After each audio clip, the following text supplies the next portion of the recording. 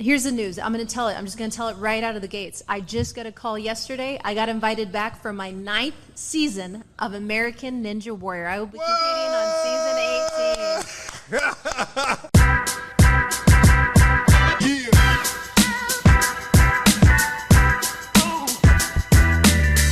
18. Welcome to the Look Like Somebody podcast. I'm your host, Ricky C. Simmons.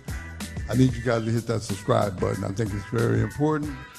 We're going to get this message out here. But today I'm real excited about my guest. I got the one and only. This lady here is phenomenal. She's a very good friend, and she's just got some amazing things that has happened in her life. And we're going to get to learn all about them today. So, Maggi Thorne. Oh, Ricky C. Simmons. Look like somebody. Welcome to the show. Thank you. I'm so happy to be back, and now here we are getting to do a live stream podcast. Man, Maggi, I'm going to be real honest with you. I know the energy level that you bring, and I want you to know, I want you to share that with everybody because it's contagious and it's a positive thing. So, but before we get into who Maggi Thorne is, let's go back. Let's go back. Let's work on our back pedal a little bit. For those that may not be familiar with Maggi Thorne, who is Maggi Thorne? Maggi Thorne is from San Diego. I grew up in Southern California, got a full ride track scholarship to run for the University of Nebraska. Go Big Red. Go Big Red, Husker through and through. And now I will have to cheer for the Oklahoma State Cowboys. That's Absolutely. Where my son Charlie Thorne got a scholarship to run track. And here's the news. I'm going to tell it. I'm just going to tell it right out of the gates. I just got a call yesterday. I got invited back for my 9th season of American Ninja Warrior. I will be competing on season 18. That's huge. I wanted to tell you in person. No, that's huge because I'll be real honest with you. We've had these talks before, and I can't do none of those obstacles. I'm talking about none of them. And Maggi, congratulations. Thank you. I'm really excited. I was in the middle of the Governor's Youth Summit, launching it yesterday with careerpathway.com. And as you know, when you're in event mode, you're going 100 miles an hour. And Ninja Warrior called the producers and they said, "Do you have a minute?" Yes. I didn't have a minute, but for Ninja Warrior, I had a minute. Yeah, I'll make a minute. Wow. So I'm very excited. It's a huge accomplishment. 9 seasons. There's not a lot of athletes that have been on that long, and American Ninja Warrior is going into its 18th season of production. Well, let me ask you this, too. Now, 9 seasons, that's got to be, come on. Like, you've had some ups and downs throughout this going to be 9-year run. Yep. So not just a 9-year run, it's actually longer than that because I've been going on the show now for 11 years on and off, and that was with my brain injury. I had to take time off when I had my traumatic brain injury that happened on the show. I retired from the show. Officially, I never thought I'd do sports again. My whole life was put on hold and stopped literally in a heartbeat, in a split second. And it was just in the last week even, I was at a concert and I saw flashing lights and it was very loud. And I was like, wait, I've reached a new milestone in my life post-brain injury that I can handle more flashing lights and I can handle more sound. And here I am. It's about 6 years that it's taken for my body just to get back to that. And so when I really think in terms of retiring from the show, making a comeback, and not just doing 3 more seasons, but now 5 more seasons where I've almost matched pre-brain injury, I feel like I'm in a place to go back to another buzzer moment on the show. Well, I was sitting there thinking about the brain injury. Let's talk about that. Let's talk about it. Let's talk about it because it's kind of important. And the reason why I want to talk about it is because even though I know pretty much most of it, I want everybody to understand the value of what you stand for, which is never give up. Yeah, and never giving up. As you know, when I met you years ago, so many years ago now, never give up was something that I said. It's not just something that I have on a shirt, but my brain injury was the time in my life when it wasn't just what I said, but what I became. And it was a phrase during my recovery. I was an outpatient 20 hours a week, 6 different specialists, everything from PT, OT. I couldn't drive for more than an hour. I couldn't play with my kids. I mean, I was put on so many restrictions. It was the complete opposite of the way that I lived my life. And I didn't know how to slow down. I didn't know how to just sit, and it really was devastating. I felt like I was in this pit that I was just trying to crawl my way out of. And then I had to ask myself one day when I went blind, absolutely blind, lost my eyesight from the stress of trying to recover what was happening with my eyes from the injury.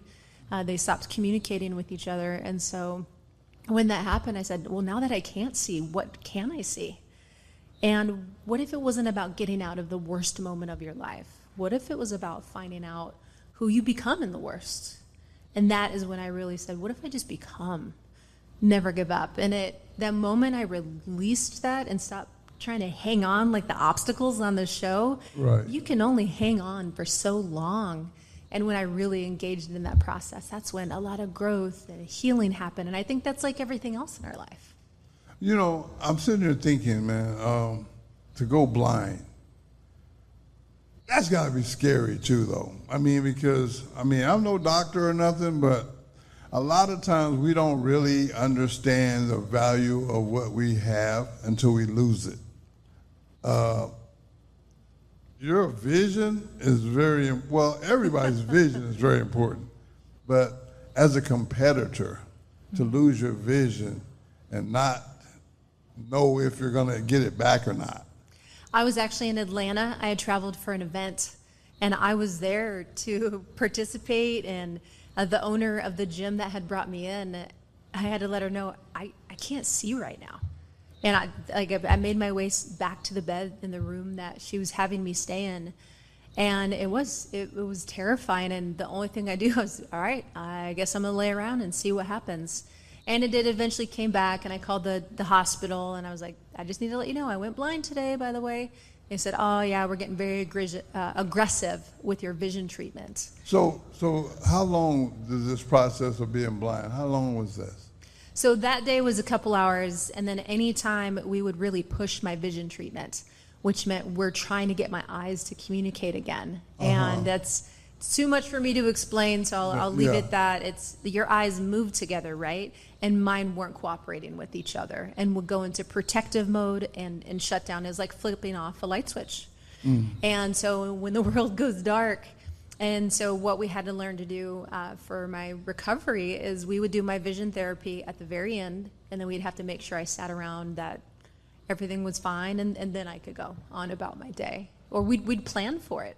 Well, I remember you sharing with me before about the incident that caused the injury. You were actually competing. You can YouTube it. The world can watch me face plant. Ninja Warrior loves the falls. I was in the middle of an obstacle called the surfboards, and ironically, being from California, and I'm a big surfer myself, not good. I want to be very clear. I'm a beach girl. And I tripped. They wobble, and I just tripped, and I was in a full sprint, and they're just covered in for traction, not padding.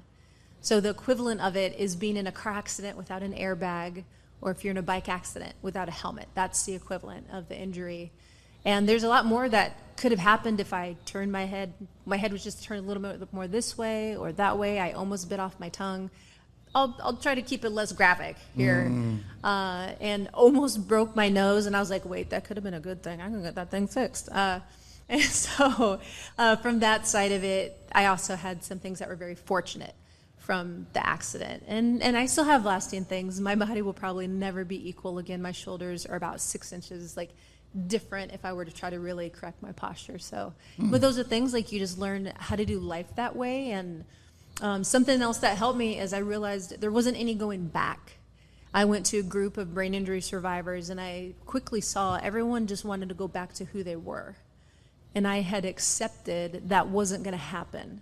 There's no going back. There's only going forward. This was my next obstacle. And I think if I still had in my mind I was going to compete again, it was so far out of my mind, I wouldn't have been able to recover either, because I'd have been so focused on the show. someone's like, who trains you? I was like, oh, I train myself. Well, don't you need someone to motivate you? No, that would be too much. There's enough going on in here. And so I had to put that out of my headspace, and that helped me too. That helped me accept it and say, yeah, it's just figuring out life going forward. And so that's what I've done for these last 6 years is access that and a resource that in my life is a lot quieter. I'm not antisocial. I'm just a brain injury survivor. Well, you know, I'm just sitting there thinking, a lot of people think they got it tough just in life. Well, when you add this brain injury on top of that, it's got to be way more challenging than just not having something that you feel you need or you want. And unfortunately, you can't rush that recovery. You got to go through the process.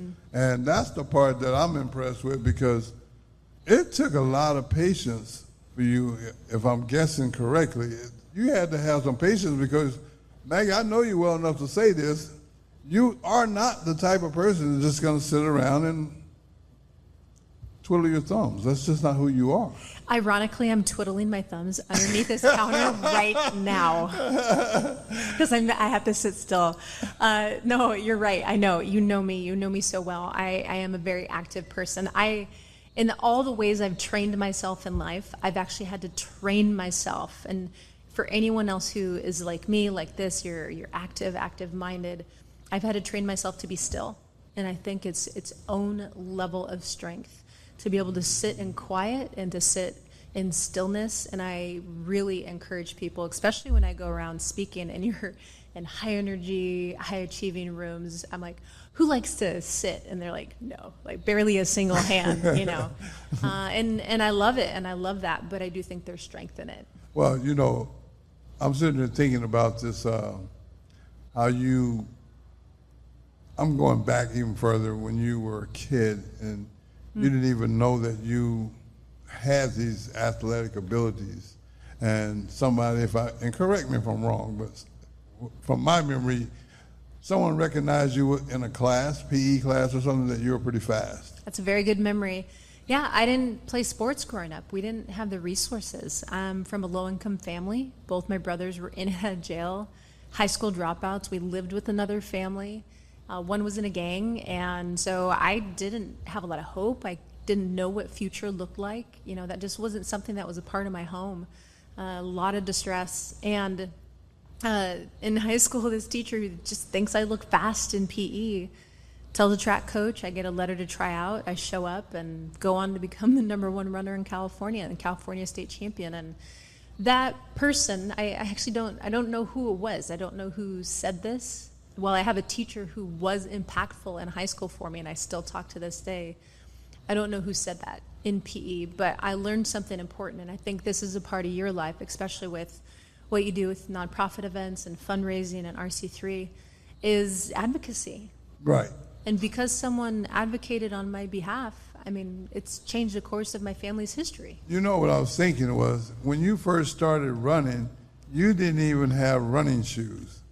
I thought that was, I mean, I understand now, knowing what I know now, but I thought that was kind of strange that you went out there in just regular shoes.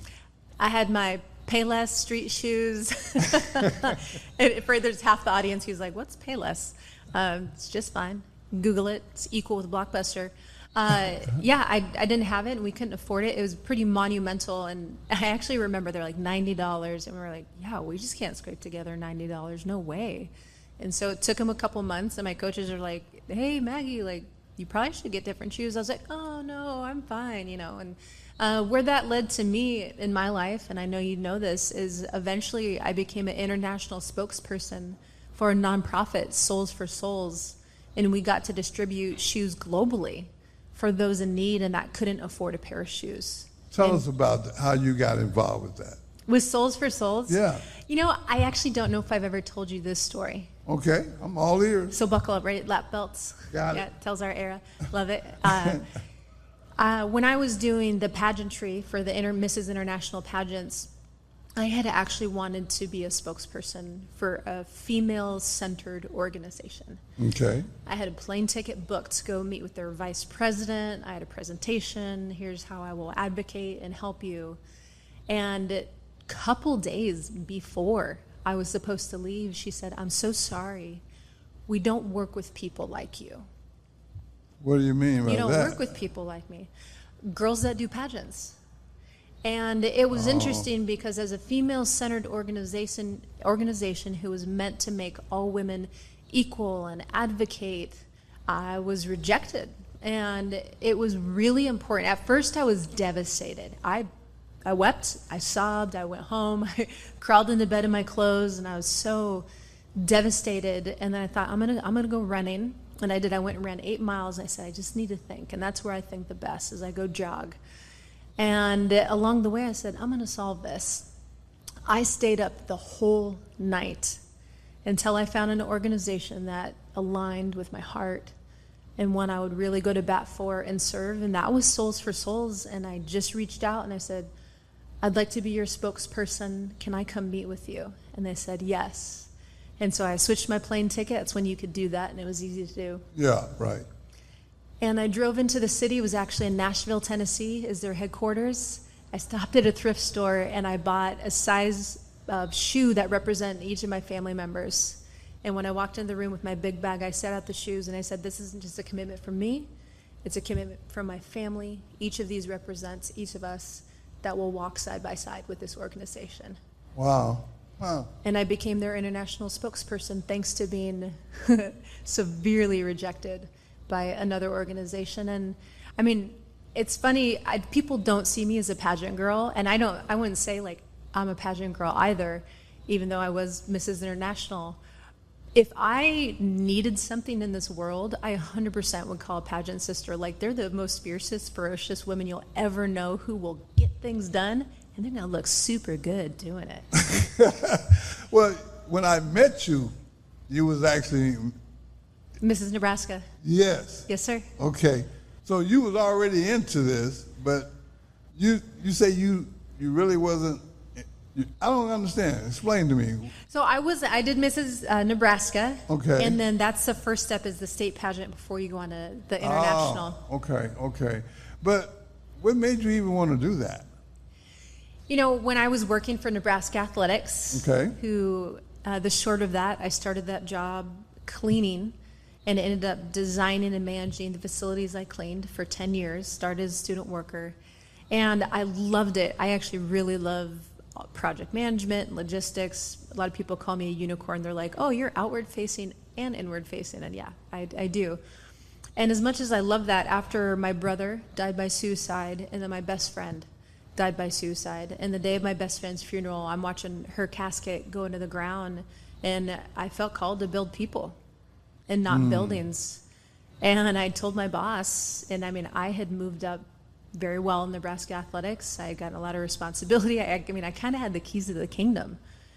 And it was then when I said, I'm going to leave, everyone thought I was nuts. Administrators pulled me into their office, don't leave, you'll never be successful again. And I kind of did actually, literally, I was one of 2 people who had a master key to all of Nebraska athletics. Wow. And so I walked away. I mean, if you would have talked to me before my best friend died and said, hey, what are you going to do with your life? Oh, I'll work at Nebraska athletics my entire life. I never, ever thought I would leave. I had a lot of nevers. I try not to say never anymore because I've always been proved wrong. And so that was just really impactful, and I've never thought that. And so my brother's name was Jimmy, my best friend's name was Susan, and I thought there have to be more Jimmy and Susans that feel unloved or they're in a difficult spot, and what can we do? Right. And so the Souls for Souls, their tagline, their mission was to actually give shoes, give love. And we don't know what someone's obstacle is. We don't know what someone's barrier is. Mm-hmm. And at that point, like truly, especially internationally, when a kid has a pair of shoes, they can go to school. Well, they can learn, they can get a job, and then they can make money, then they can become a provider to their family. And I mean, if you've never traveled internationally, it's It's devastating. Children literally working streets, and I thought if I could do this one small thing, I bet it's going to have a ripple effect and a big impact. Well, that's not really a small thing, but I understand what you're saying. That was a big thing that you were willing to take on that. I have a huge passion, not just for local service, state, national, but global. I'm just very passionate about the world and humanity. So, I mean, maybe I am the pageant girl who gets up and waves and says world peace. But I'm kind of well on my way, and I'll continue to use the platforms that I have. So pageantry, I did pageant once as a teenager, as Teen Miss San Diego. And so when I decided to leave my job at Nebraska Athletics, I thought, how can I advocate? How can I become an advocate? How can I use my abilities for others? Mm-hmm. Well, I was an athlete. I was Division I athlete. Okay, well, I did this pageant thing once, and I know marketing, I know all these other things. And then I just put a team in place around me. I was like, listen, I need someone to help me with this. What's this, hair? What do I do with my, because I was the girl who wore black every day, stapled my pants. I called eyeshadow eye powder, and I was like, I need help. Well, and I didn't get taught any of that. I never had someone like a mom figure I have a mother, but that just wasn't a part of who she was. Like, here's how you do your hair. Here's how you take care of yourself. And so I was kind of growing up a little bit along the way in my mid-30s when I felt like, oh, I think I'm learning what it means to be a woman. Oh. But on the opposite, I really need to thank my dad. He also never limited me. I learned how to weld when I was like 7. He brought me alongside him, and all these ways that I did work in construction, or I learned to be resourceful. I was his tag-along my whole childhood. I can work on a car. I could build a room. Like, he taught me everything. Oh, well, I'll just say it like this, Maggie. You've accomplished quite a bit. I think what I really want you to share with everybody is what motivates you, because you're very highly motivated, and I'm a very motivated person myself, and I know what motivates me, but I've never asked you what motivates you. At this age, coffee. No, that's partially true. Okay, I want to be very real. I'm not always motivated. I think that's important for people to know. I think I am strong-willed and maybe even stubborn and all of these things that before they reached maturity, I just didn't know how to aim them. Gotcha. And so I also look at the world differently. Like, if there's someone that has a child who is a perceived problem child, my point of view is I'm not sure they've learned how to aim their energy, because every kid is kind of waiting around for a guide. I don't know if they're weak. I think they're waiting. And I think they're waiting for us, adults, to demonstrate our own maturity and strength and to help them and guide them. And that was a big part of what I got to do yesterday at the Governor's Youth Summit. I built an 18-student leadership team and put them alongside top leaders, top students, and said, you're not a leader tomorrow, you're a leader today. And some of those kids, maybe they wouldn't get a second glance otherwise. They just need a chance. So I realize I'm not always motivated, but I do have a strong inner dialogue where I can go, yeah, hey, let's do this. But I think it's important to enter into those emotions, understand those emotions, because you interact with reality a lot more. I think the person who's like, I'm just always motivated and I'm just always happy, I was like, oh, call me back when real life happens. Maybe we'll have a real conversation. Right. Well, see, one thing I will say, and I've gotten accused of making being happy look easy. But, what I try to encourage people to understand is I work really hard at that. It's a day-to-day thing for me. Commitment. Yeah, I look for reasons to be happy, just like some people look for reasons to be negative. I put that kind of energy in. And another thing you said earlier that I think I have pretty much got a good hold of is I've learned how to be really comfortable being by myself. Mm-hmm. Because because when you're by yourself, you can, you can't BS yourself. You have to be real with yourself. And I just think that when you learn how to be comfortable alone, it makes it much easier when you have to do things as a group. Well, and it's interesting because it's not just necessarily aloneness or isolation, it's more of an understanding. And I receive you as someone who knows how to enter into introspection, which means I'm going to ask myself questions. Oh, absolutely. It's because you have a growth mindset and you are committed. Right. More than anything, and that means I'm going to show up every day in everything that I do, and I think the outcome is happy from the commitments, from the decisions. When you think about it, I mean, and I'm going to use this for an example. I had a speaking engagement this morning, and I was looking at about 30 to 40 guys, a few females, and it was a recovery setting. And, when I go into those settings, which happens to be my favorite, I mean, if you got to have a favorite, I love treatment settings because everybody's trying to figure it out, and I've been in that situation where I was trying to figure it out, and I just looked at those people today, and it made me really, really appreciate why I do what I do. Yep. Yeah, because it's a feeling that you get that I can't really put into words, but knowing that every single one of them walked out of that room, but they stood in line patiently to shake my hand and thank me. To me, that's priceless because I ain't saying all of them are going to turn their life around, but I might spark one or two of them to maybe look at things a little different. And they were like, man, the way you put it, it makes it a lot easier for me to accept. And I took that as a compliment.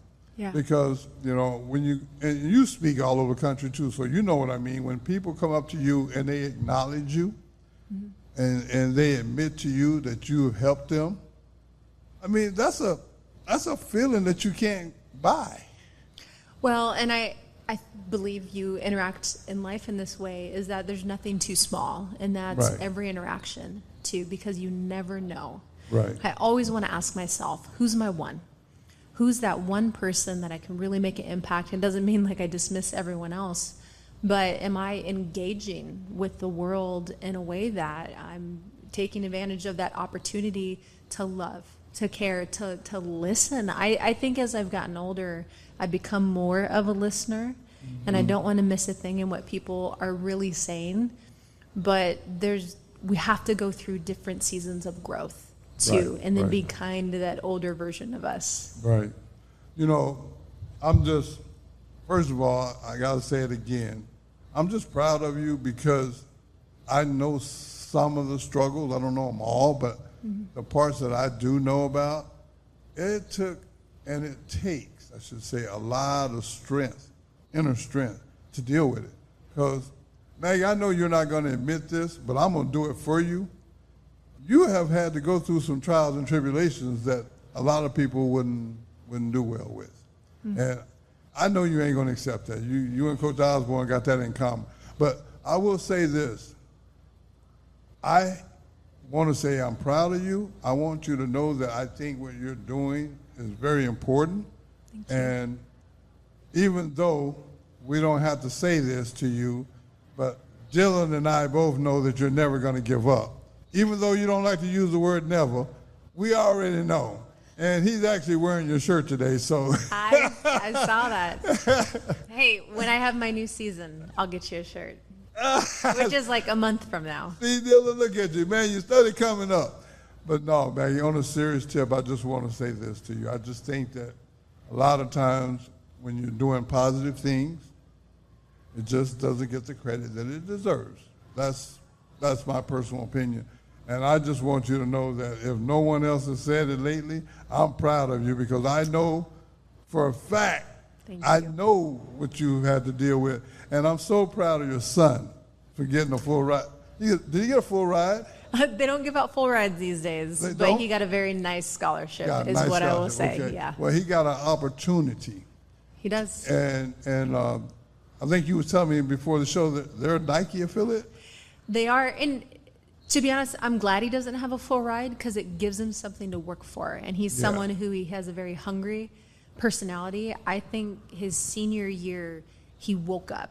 And every young man goes through their journey. And we went through a journey like right before his senior year where he kind of like didn't like me for 2 years. And I was like, I think I've lost my relationship with my son. He was just very angsty. And then all of a sudden his senior year, he kind of shifted. And I realized, I mean, I'm just going to say, he doesn't like when I tell people this. We watch a lot of anime together. He's very embarrassed about it, to the point that I've ended up liking it and watching it without him. And he's like, you watched the next episode of Jujutsu Kaisen without me? And I was like, was I not supposed to?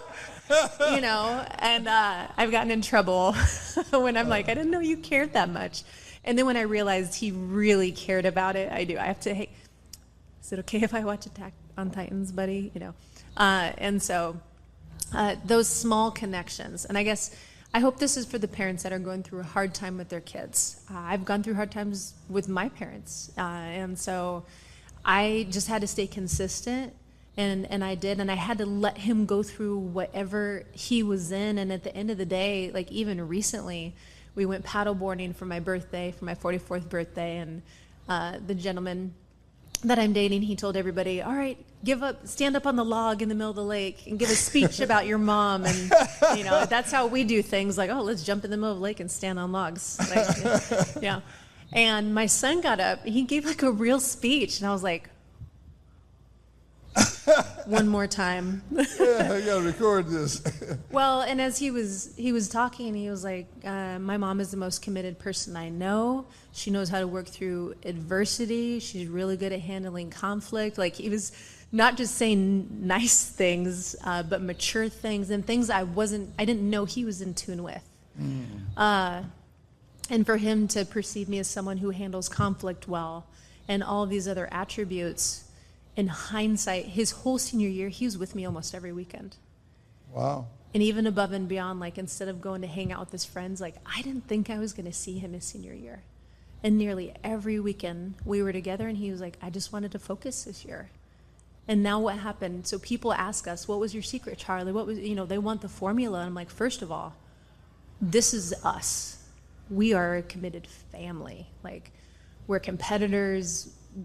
Sports have been fun. They've been activities been play. So this isn't just like a one-season training thing. This is a lifestyle. And the coaches, actually, one of the reasons they picked Charlie is they said, he's grown up around being competitive. Yeah. And that was important to them as coaches. But the other part of it is like he made a decision. And parents, I don't want parents to miss this. You could dismiss anime or shows as being silly, but I realized every show he was watching was about the hero's journey and someone who had learned to unlock something in themselves and find a new level of strength and rise to the challenge. And that is what he did. Even if he realizes it or not, everything he watched represented that. And now he's a Division I athlete. I'm just impressed because I saw your daughter running those hurdles, and she was handling her business, and it almost looked like it wasn't fair because she was winning by such large margins, And I'm thinking to myself, when people used to do that when I was a kid, the first thing come to our mind is we might want to check their birth certificate. I think they supposed to be in a class higher than this because, when she's going against girls that are in her age group, it really did look unfair. I want you to know that because I noticed it. I was like, y'all is just getting real motivated out here. And then she had that Maggi Thorne effect, which is once I blow you away, I'm not going to ease up. I'm going to keep blowing you away. If you don't want to get blown away, then work harder to try and catch me. And I thought that was, I give you credit for that because I know where that came from. Because I seen the little videos. I seen y'all out there working when there was nobody else around. I've seen those clips, and they paid off, and they're paying off. Now, what grade is she in now? Fiona is about to be a junior. Wow. And she actually has dreams to enlist in the Navy and be a Top Gun pilot. And so she is actually already getting recruited by Navy for track. And so that is really fun for her. And then my youngest, Ellie, who said, I'll never do track. I'm not going to do sports. This is you guys. Her whole life, I'm like, you don't have to. And it's funny, even though I've never told my kids they have to do sports. In fact, they've come to me with the threat, like, well, I'll quit. I'm like, okay. And they're like, oh. That didn't work. It didn't work, you know. And I'm like, that's up to you. And so this year, her best friend said, oh, Ellie, I'm going to do track. Come do track with me. So that's why she did track. And then Ellie all of a sudden was like, oh, I think I like this. I was like, for real? You know, my prayers are coming, you know. But she came alive in it. And then she is a competitor. I actually did not know Ellie was a competitor, and she is fierce. I was like, oh, Ellie, it looked like you unlocked a little more speed. She goes, yeah, I didn't want to lose. And I was like, oh, that's in you too. I want you to share that story that when you was going through a really low period in your recovery from your TBI, and Ellie kind of put a little fire up under you. I'm just standing there trying to scramble some eggs for that girl. That was it. And she walks over and she says, Mom, are you going to do American Ninja Warrior again? I said, well, no, Ellie, I could get hurt. And I was so, like, from all the recovery, all the hospital visits, appointments, I was like, I can't get hurt. You know, I was scared to, like, walk outside at that point because it was an awful, awful recovery. And so, no, I could get hurt. Well, and she did. She put her hands on her hips. Well, you tell everyone to never give up. And I was like, whoa. First of all, well done. You listened. Second of all, I was like, oh my gosh, she might be right. I was scared. And it wasn't just about the saying never give up. I had really moved into a lot of fear in my life. Because when I got put on restriction, the doctor said you cannot play with your kids. That is how deep my restriction was. I couldn't drive more than an hour, you know, on top of everything else. It's because we were playing volleyball and I got hit in the head and it dropped me to the ground. Someone had to come pick me up and drive me home. Like, that is how sensitive I was to being hit in the head at that point. And so I was terrified. Now, the doctors signed off because people, when I went back to Ninja Warrior, they're like, yeah, that's super reasonable to think about not going back. But it was more than the show. It really was, I need to overcome this own obstacle that felt like it could be a driver towards fear for the rest of my life. And the doctor said, yeah, you're ready, and they cleared me. But I will say, when I showed up on set and there was all the lights, it actually still affected me so much. I sobbed and dropped to the ground. And the people who knew what was going on, they kind of like hid me from the producers walking around. They're like, hey, you okay? And I was like, just go, you know. And I probably wasn't ready, honestly. But when I made it through and I like just didn't die, the producers, they looked kind of disappointed because they're like, oh man, like they actually called me during my recovery because they heard I had been in the hospital. And they said, take lots of video of you in the hospital. This is going to be great. Well, and I don't blame them. Like, and don't get me wrong, they are good guys. They're incredible. But what they saw was going to be a story of overcoming. And right. They were like, yeah, we really, like anybody who's ever been in a hard time. And a lot of people I talk to now are TBI survivors. And they're like, we didn't know anyone made it out on the other side of this because there's still not a lot known about brain injuries. And it took me, the doctor on set at Ninja Warrior said I was fine. And they sent me off to the side. Someone else found me, dazed, a doctor, like that was a competitor. And she looked me in the eye and she went and grabbed the staff and said, yeah, Maggie has to go to the hospital. So like I was off on a curb. Thank goodness for the other competitor. I ended up in the Oklahoma City ER room. They said, oh yeah, you're fine. Well, I was so out of it, someone had to drive me back home from Oklahoma City at that time. Oh, wow. And even then, a week later, someone found me just sitting in my house in the dark, and they were like, yeah, Maggie's not okay. So it was 3 ER visits, and it wasn't until there was actually a doctor who was a huge Husker fan who sat with me and said, yes, I think you have a brain injury. And he just paid ultra attention. He had worked with a lot of athletes. Okay. And that is how I ended up in recovery. Otherwise, I could have lived with those symptoms for the rest of my life. And that's actually what I hear from a lot of people.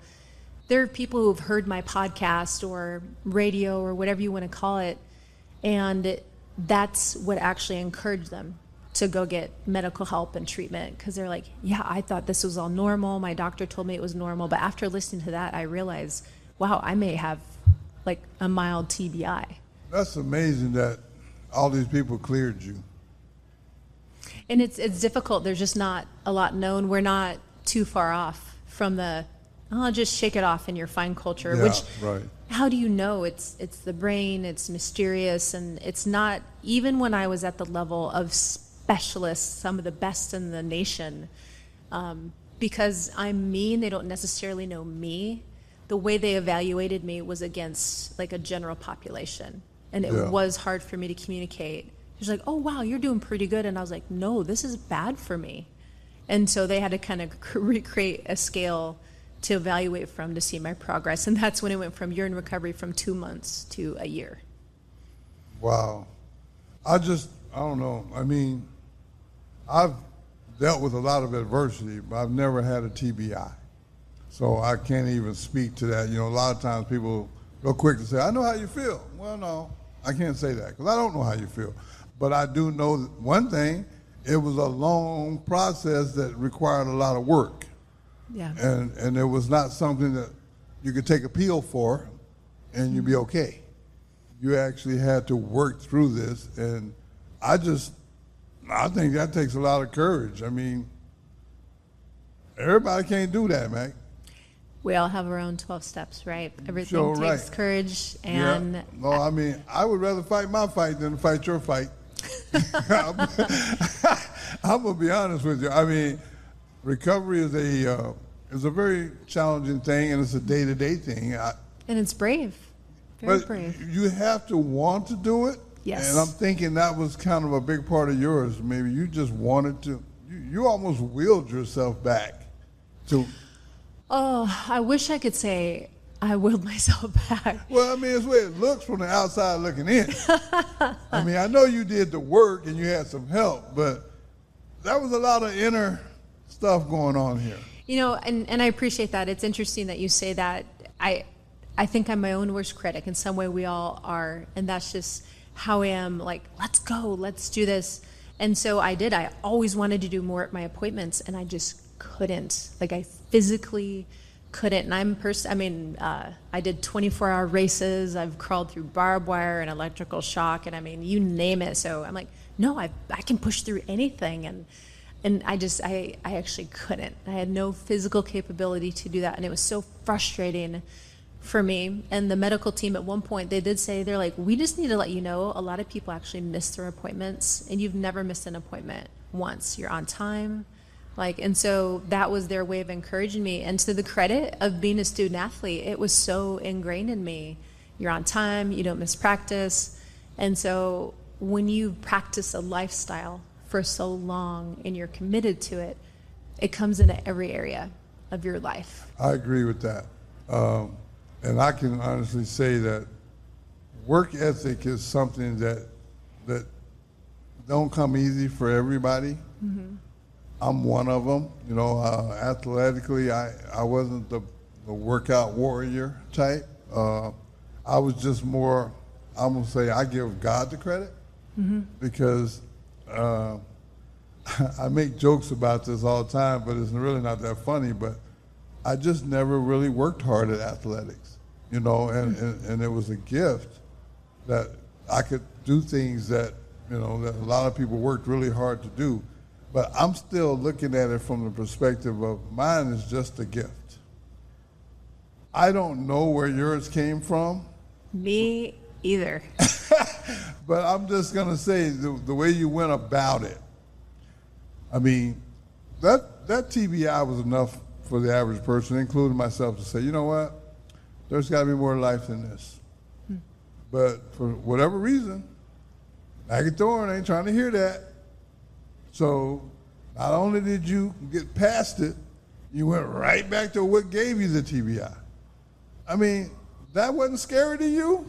Oh no, it was terrifying. It was. I was scared, and even if you watch the video of it, of the first year I went back, I started to go and I stopped and I switched my feet and I switched my feet again, and I was all in my head about it until I was like, I have to go.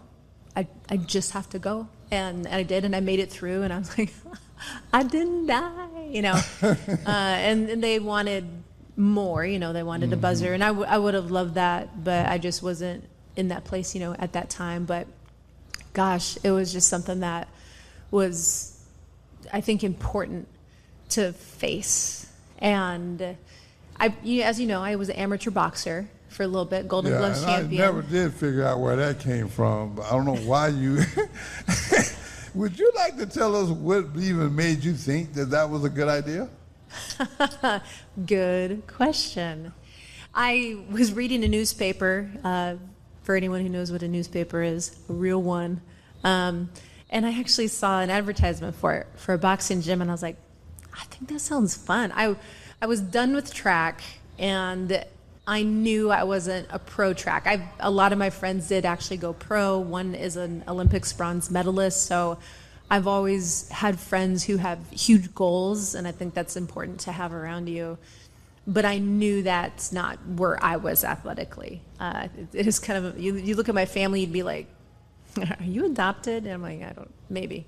And so I wanted to do some kind of activity, though, and some challenge. And I'd gone through some challenging years in my life. I'd actually been in a very highly abusive relationship where he'd gotten arrested several times, and I was very young. And so I think in a way, maybe some of that was trying to reclaim that part of me and learning to fight back. And I'm not saying that's what it all was about. Yeah. I also loved the strategy. I'm someone who loves strategy, and that's in business, helping people bring their ideas to life, helping people's dreams come true. For some reason, how my brain works in a good way is someone says this goal, and I'm like, oh, this is all you need to do. And they're like, wait, what? I'm like, oh yeah, it's so easy. So it represented that, because it wasn't just about strength. You had to have strategy in the ring. And then you had to know how to take punches and keep going. And when you have that kind of grit and determination in you, when you know how to access it, corporate culture is hard. Yeah. It's a challenge. And there's people who they'll never get up after they take a hard hit. They don't know how to shake it off. And that was something I didn't just learn from the football coaches I worked with, you know, the Bo Pelini's of the world, who's like, yeah, shake it off and you keep going. And I've accessed that part of myself a lot, where something's difficult, it's hard, and you have to decide who you're going to become. How long did you do this boxing thing? I just did it for a couple years. Before I was married, I was boxing, and I got married. And then at one point, my husband was like, I don't know if you should be a boxer while we have kids. And I was like, okay. And so that's when it was really done. And then obviously I'm never going to step back in the ring. Actually, people didn't know I was going through my brain injury recovery. And someone reached out and said, hey, do you want to do a celebrity fight night? And I was like, I'm recovering from a brain injury, so probably not. And I told some of my friends, because they know who I am, they're like, you're not going to do it, right? I was like, no, I promise I won't, you know. No, I mean, I know you take on challenges, but the boxing one kind of threw me off a little bit. When I first heard you say that, I was like, why would she want to get in a boxing ring? I mean, that's a brutal sport. And you just, but you know what? I did grow up with brothers. That's what I'm saying. The more I think about it, you know what? That sounds so Maggie. You're going to jump in a ring, and you didn't grow up boxing. I did not grow up boxing, but I grew up wrestling brothers that were 7 and 9 years older for me. And sometimes like, oh, hey, I got called Little Maggie. Hey, Little Maggie, do you want to play hide and seek? Except they would lock me wherever I'd hide. And so I had to learn to like fight my way out, because I was very tiny, so I fit in very small places. So to answer anyone who's wondering, yeah, I'm super claustrophobic now, for sure. Well, Maggie, I mean, again, I'm just sitting here thinking about your life and the what parts that I do know, it's still an amazing story. And thank you. Congratulations again on, man, getting invited back for a 9th season. You caught me off guard with that one. You could have told me that before the show, but you waited till I wanted your real reaction. No, I mean, that is huge, though. I mean, because, man, I'll be honest with you. Just the fact that you doing that, I mean, I know you know what I'm about to say, but I'm going to say it anyway. There's no way that you're supposed to be able to do all of these things. It's funny. I know that, actually, and which means I don't want to take it lightly. When I wake up, I did some training today, and as I'm working through my training session, I'm throwing my body like 15 feet and catching it. I have the centers of my palms are ripped off. Sorry, that's why when someone tried to shake my hand earlier, and I was like, I don't think so. Like, if you want. But I'm like, I probably shouldn't. I'm 44, but when I did a Red Bull Rancher Strong Challenge this year, I was in top 5 out of 30 that were selected globally, and I beat people who are like 15 years younger. And I think it's my inner hunger where I'm like, yeah, I love pressure. I love the chance to rise to the occasion. And I do. Like, I actually literally love pressure. I enjoy it so much. People are like, how are you so calm? Are you nervous? I'm like, no, like, it's exciting. And so for me, I have gratitude. But I've also never just gotten really out of shape or any of those things. Like, I've been consistent my whole life. The misnomer is, you must train all the time. And I'm like, no, but I've also never stopped. Yeah. I really, truly enjoy physical activity. Well, I've seen some of your little videos when I think you're just messing around, but that ain't messing around to me. I mean, you're not in a competition is what I mean, but the way you do things like on those obstacle courses, I've seen you recorded some of them. And then even, and heaven forbid that you miss something, like you come up short. Oh man, you think the world's coming to an end. Now you got to start all over and you got to do it again and you got to do it harder. To me, that's impressive because, like I said, obstacle courses, they're not my friend, They're not a lot of people's friend. I think the mindset is so important, and I've seen that in my kids. When maybe the race didn't go like they had hoped or desired, there's sometimes I'm really happy for it. I don't want my kids to win every race. I think they need to lose. You have to experience those lessons, right? Because man, the minute you get so sure of yourself and so this and that, like even when I coach kids, I volunteer coach at Papillion La Vista South for track, and they're like, oh, this person's so good and this and that, and I was like, it could be your day. Why would you worry about them? Why would you don't talk yourself out of it? Because you truly never know, and you see it happen. Someone's in front and they fall. I've been that person my senior year in high school, and it's actually a half-page photo of me literally eating dirt. I fell on the last hurdle. Yeah, I've been in all kinds of publicity literally since I was a child, ironically. I fell on the last hurdle at the city championship, and I missed out my senior year on state track for 300 hurdles. And then the San Diego Union Tribune decided to publish it. Maggie Thorne falls on wow, that would have been awkward. I would have been married then. Maggie Escudero falls on the last hurdle, missing out on state. And I was like, oh, that memory is forever, Yeah. But because of that, I can't tell you how many kids I've actually shared that photo with. I was like, I've fallen. And right. And it was put in the paper. And so they've been able to, like my athletes this year, or this last season, they fell during their 300 hurdle races. And so I was like, yeah, that's why I was supposed to fall all that time then. So I do think a lot of things happen for a reason, but I hold that lightly because I don't want to assign that to everything. Sometimes things just happen. But it's just always been a lesson. And then you say, okay, I'm going to focus. I do tell my kids it's important. I was like, well, what emotion do you feel around it? and they'll tell me. I was like, okay, feel it, and then tomorrow, focus. So feel it, then focus. Because it's important. You can't just shove it aside and say it doesn't exist either. There's a lot of young ladies out here that would probably really benefit from just knowing you. Is there a way that people can reach out to you? Yeah, my cell phone. No, I'm just kidding. Instagram. I love social media, and I do. I actually think it's a wonderful connection tool. It's like a digital high five. But they can message me on Instagram at NVR_GVUP, or look for Maggi Thorne, Maggie with no E. And then everything else, I'm on every platform.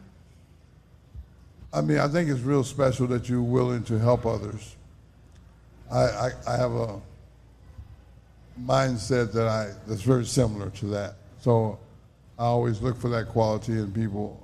But the fact that you make yourself available, I think that's very important. And I really appreciate the fact that you take time out of your busy schedule to include people and help people. I mean, a lot of times, when I look at your situation, you're involved in a lot of stuff. It ain't like you don't get with 24 hours in a day too, but you fit a lot in that 24 hours. I mean, you're a mom, you got the business things going, now American Ninja Warrior coming back around, speaking engagements. I mean, come on, Maggie. And then I'm driving to Oklahoma State at 3 a.m. to see my son. Which is why coming in here, I was like, what's my lunch today? Oh, I have gummy bears. Perfect. Well, let me say this to you. I don't know if you're aware. Do I sleep? Yeah. Yes. I was just going to ask you, did you realize that rest is important?